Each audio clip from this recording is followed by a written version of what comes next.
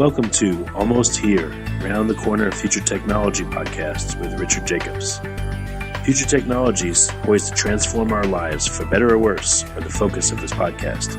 Almost here means these technologies are now here and starting to be used, or just around the corner, from Bitcoin to artificial intelligence, 3D printing, blockchain, virtual reality, and more. Hello, everyone, and welcome to Future Tech Podcast. I'm your host, Juliette Lamar, and joining me today is Robin Raskin. She is a technology journalist, and now she has a wonderful company called Living in the Digital Times, and she is a wealth of information. We are so excited to have her join us here today. Welcome, Robin. Thanks for having me. Absolutely. Yes, I've seen this rodeo before, right? So. Wonderful. Well, why don't you give our listeners just a little background information about yourself? Give us some insight into your journey. Okay, it's kind of humorous. So, literally, the first story I ever wrote about technology was called "How I Learned About Computers to Save Our Marriage," and the computer was a Unix terminal, and yet, and it was connected to a college at university, and I had to dial in. But anyhow, the point was that I wrote this column where I said, I don't know about the rest of you, but I think that this is going to be big, and I think it's not just a hobby like playing golf or playing pool, but it's going to change how people live their lives. And I'm on the program. And so I started to learn about computers, wound up at PC Magazine, where I was the editor in those early days of personal computing, which was very wonderful. Before there was an internet, there was CompuServe, AOL, and Prodigy, just to remind everybody. And then, when the internet sort of added the magic ingredient to make this incredible revolution happen. So you get to see that all once as an editor, and then I launched a company that creates conferences and events about what does it mean to be digital. And it's not just in the financial areas or in coin or crypto, but we do this for digital health. We look at the retail industry and how being digital is transforming it. And I work very closely with CES, the Consumer Electronics Show in Las Vegas, and very closely with CTA, their parent company. And we put on about 15 of their conferences and events for them at CES every year in January in Las Vegas. Digital money is one of the many that we do. Yes, and let's go a little bit into the different categories that you just mentioned. For one, digital health. What does that mean exactly? So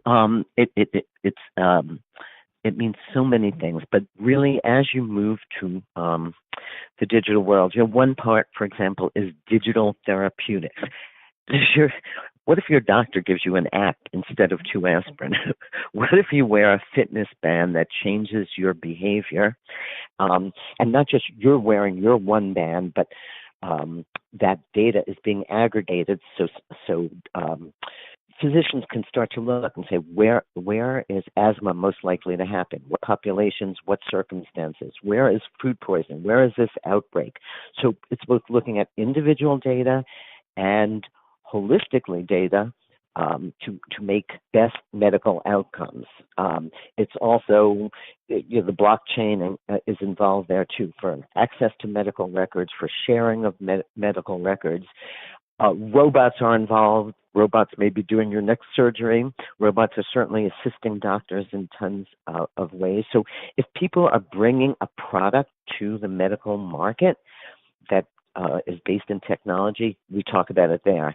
Never mind the fact that we're all going to have our gene sequenced, probably at birth within the next couple of years. And the explosion of data in the medical field is so overwhelming that it's going to take artificial intelligence, deep learning to make sense of all of that. So we're watching. That's one area that we spend a lot of time planning, thinking, talking about what technologies are impacting it the most. Virtual reality, for example. Do you know, like, virtual reality is now used in opioid addiction and in pain management, and as a therapeutic tool. It's also used to train doctors instead of or in addition to cadavers, so you operate in the virtual world. So we're just starting to see the technologies that have always been popular at shows like CES being used daily to help a person's experience in the medical world. We look at education, kids, families. We look at retailing. So what's the shopping experience equivalent of that? You go into a store like Sephora now and you have a makeup mirror that is augmented, Mm-hmm. and without having to try on somebody else's gooey lipstick, you are now trying on augmented reality lipstick and saying, oh, I really like that shade, or I like how I look like this, or I think I'll do my eyes this way. And you're doing it at home, not just in stores, and you're ordering up personalized cosmetics. So retail is changing both online and offline. So the big things we're seeing there this year, for example, are all those online stores found out it's really kind of expensive to do business online. It returns, and nobody knows what they want. So they're actually building physical stores, and they're using those physical stores to gather data and inform their intelligence about how to best service their customers. So whether it's Warby Parker or Blue Nile or Everlane or Tucket, you're seeing all the stores that started out online going offline and into this omni-channel world. So they're using the same technologies, VR, AR, AI being the big ones, to create customer experiences, but also create efficiencies in their channels. So how do you get just the right amount of product into a store at the right time, and technology is helping them to inform that. It's helping them figure out if something is counterfeit or not. It's helping figure out whether this was really certified organic or not. So there are so many ways that the pieces of technology are coming together to play in all of these different spaces. And it's quite amazing the future that we're all moving towards with these technologies, and the different ways that the different challenges it's going to create, but also the challenges that it's going to solve.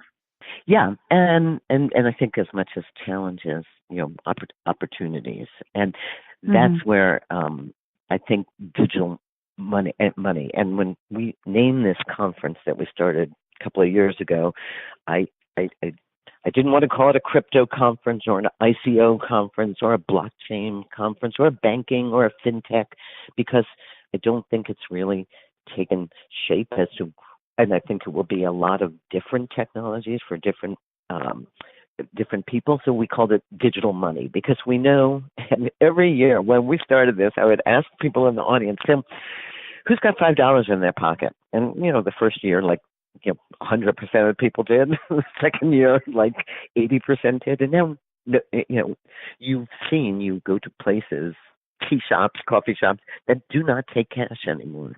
And so you can now go to CES in Las Vegas and live very nicely without ever putting a physical penny in your pocket. And that, to me, is a transformation that has come up slowly but quickly. It's probably the last 5 years that we've kind of moved away from dirty cash money in your pocket. Oh, absolutely, and that is such an exciting time to be. And you and I were speaking a little bit off the air before we started about really reimagining businesses and changing your thinking when it comes to these new technologies and the ways that you can interact with it.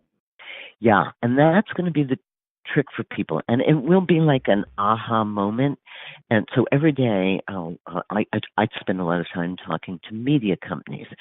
So what does a media company look like in a digital world where the currency can be anything from I like your story, to I'm sharing your story, to I've read your story. So when we're talking about money, we're talking about what money has always been, is you and I agree that something has a value, and we agree that we're going to do some sort of trade for this value. So if you go back to that, what you're seeing are so many, I'm going to call them experiments because we don't know which one's going to work. But in the entertainment field, for example, you know, newspapers, based on a token that I like this, and what do you get? For liking things, you get some currency, some token to spend in this world. You take that to real estate, and you look at. I'm in the real estate business in this world of physical goods. What does it look like if I start to tokenize that? And is it just a way to raise more money so I can buy this building? Do you all own a share of this building? Is it a co-op? Look at energy. I mean, not only does energy become a currency, but you can change people's behaviors by putting the incentives on. We will give you free, a reduced price if you use your energy at low peak hours. So if you reimagine any business, the music business, the video business, the gambling business, the gaming business, the fitness business, just even belonging to your gym. What if there was a token where you spent it on classes, you spent it on sneakers, you spent it on losing weight? And so what you're seeing is this beginning of a totally different way to think about. Forget about the technology, but just a totally different way to think about the possibilities of what a business looks like in a world where everybody agrees that this is a currency we're going to deal with. And that's very confusing right now and risky right now if you are thinking of investing in it for a bunch of reasons, in part regulatory, and in part, I think your listeners probably know there's something like, I don't know, there was over $1 billion put into ICOs last year.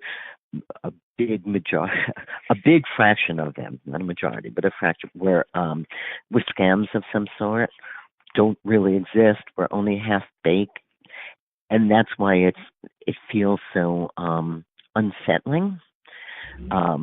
But it's also the perfect time to think about your business, and I don't care if your business is driving cars, owning houses, running a clothing store, whatever your business is, you've got to start thinking about the transformation to a digital currency, and what does that mean for you? 100%. And you've had the opportunity to be in this space for quite some time, and to really look at a lot of different pieces of it. What are some of the biggest things that you've learned just being a part of this space?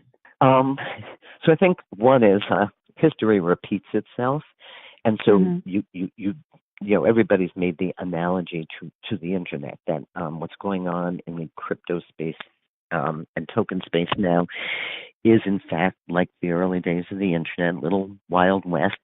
Some people, there will be, the internet did not go away, but many companies did. So it's to make sure that you go to trusted sources for your information. That's really hard to do right now. You go to any cocktail party and people are talking about the blockchain and Bitcoin and where they're investing. There's public chains and there's private chains, and there's a lot to digest. But I kind of think of it like a story that you tell. It's the story of moving things from you and I agree we're going to I'm going to charge you this much for my time. You're going to pay me this way.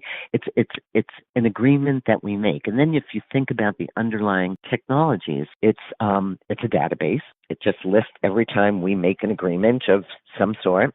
It's protocol, how this is handled through the various pieces of the blockchain, and it's secure and private, which cryptography. So none of these things are new, but this combination is super new.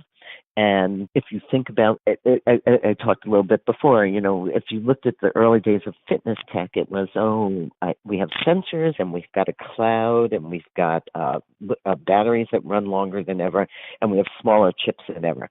And all of a sudden, a whole new thing was born, which were these fitness bands you wore on your wrist, and now you can wear them in your ears, and probably in a year, and you'll be able to implant them in your bodies and have a constant fitness readout. But all of these things, there was not one new technology that made this possible, but the combination of the affordability and scalability existing technologies.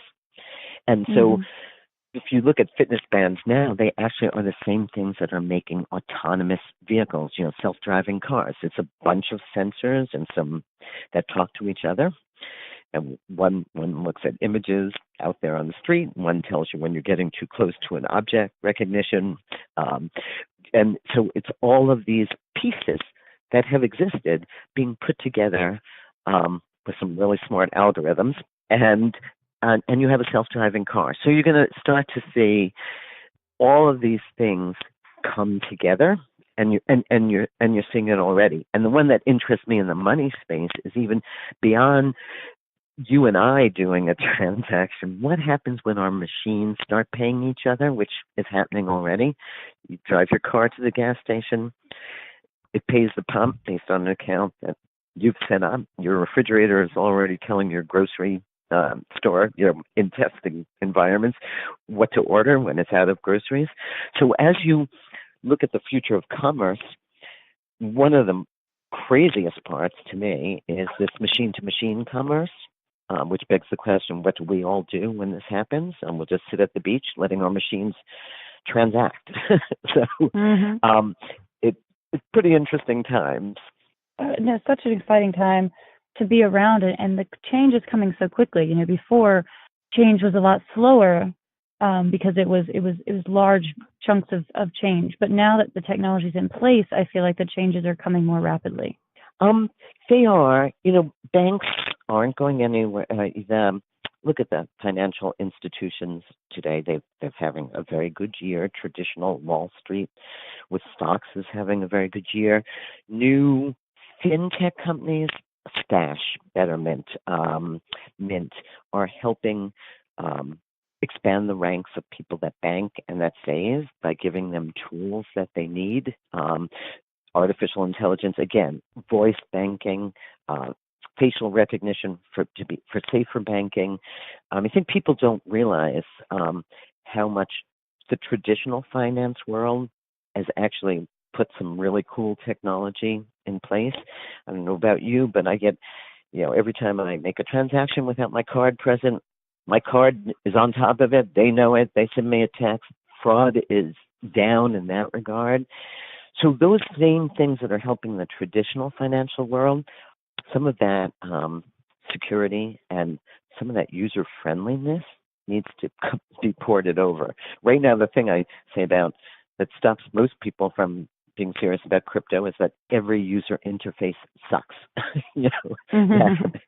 Whether if you want to a wallet, or you want to begin to immerse yourself in this, it's really daunting, in part because nobody has made a simple UI. Most of the screens are just filled with numbers that mean nothing to a normal person. So I think that is going to get better, and that investing in digital currencies will get easier, and then you have the opportunity for third parties. Well, like you guys, you are a third party in that you educate about this environment.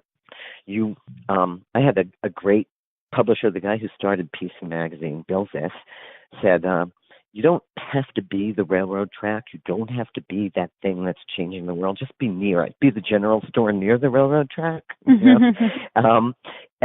And that hasn't stopped. There's going to be a whole ecosystem of businesses around the transformation. There are now companies that just verify that this transaction really happened. So there are already like third party.